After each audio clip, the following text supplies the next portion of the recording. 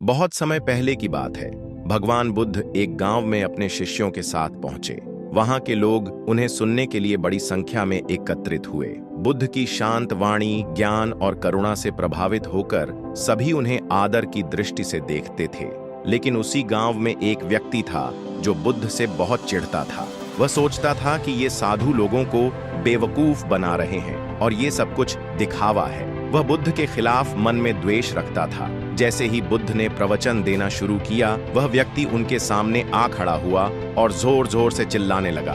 उसने कहा, तू कोई महापुरुष नहीं है, तुझे क्या ज्ञान है, तू ढोंगी है, लोगों को मूर्ख बना रहा है। उसने बुद्ध को भद्दी भद्दी गालियां दी, अपमानित किया और क्रोधित होकर उनके ऊपर चिल्लाता रहा। सभी शिष्य और लोग यह देख हैरान थे। वे सोच रहे थे कि बुद्ध अब क्या करेंगे, लेकिन बुद्ध पूरी तरह शांत थे। उनके चेहरे पर ना कोई गुस्सा था, ना कोई दुख। वे स्थिर और शांत मुस्कान के साथ उस व्यक्ति को देखते रहे। जब वह गालियां देकर चुप हो गया तो बुद्ध बहुत ही शांत स्वर में बोले, भाई, एक प्रश्न है। यदि कोई व्यक्ति किसी को उपहार दे और वह व्यक्ति उसे स्वीकार न करे तो वह उपहार किसके पास रहता है? वह व्यक्ति थोड़ी देर सोचकर बोला, अगर कोई उपहार स्वीकार नहीं करता तो वो तो देने वाले के पास ही रहेगा।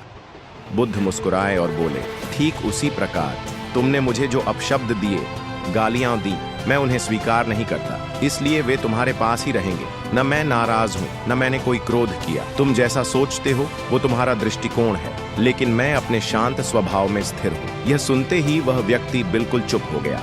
उसकी आंखें भर आईं। उसे समझ आ गया कि सामने जो खड़ा है वह कोई सामान्य व्यक्ति नहीं, बल्कि सच्चा ज्ञानी है। उसे अपनी गलती का एहसास हुआ और उसने बुद्ध से क्षमा मांगी। बुद्ध ने उसे माफ कर दिया और प्रेम से कहा, मन की आग को क्रोध से बुझाया नहीं जा सकता, उसे केवल शांति और समझ से ही शांत किया जा सकता है। हमें इस कहानी से ये सीख मिलती है कि क्रोध पर नियंत्रण सबसे बड़ी जीत है। जो व्यक्ति अपमान और गाली को भी शांतिपूर्वक सहन कर लेता है, वही सच्चा ज्ञानी होता है। हर प्रतिक्रिया जरूरी नहीं होती। कभी कभी मौन और शांति ही सबसे बड़ा उत्तर होता है। जो हमें बुरा कहता है वो उसका दृष्टिकोण है।